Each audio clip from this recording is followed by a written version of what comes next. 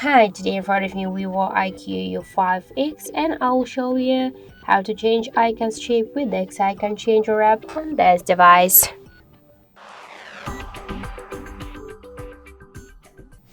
So to do that, we should first open the Play Store and in the search bar enter the X icon changer. So now we should get this application, that's why tap to install button and wait a couple of seconds.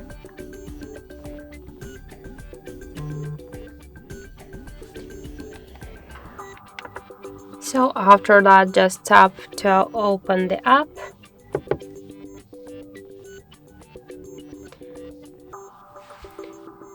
Then you'll see here all of the available applications on your device. Just to change, for example, the Chrome icon, or let's change the contacts one.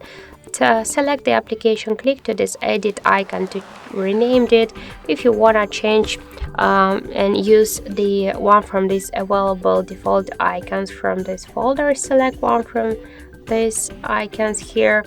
Also, if you want, you could use photo from your device gallery or to take a picture in camera app. So let's just use one from these available icons. Tap on the right upper corner, after that the OK button.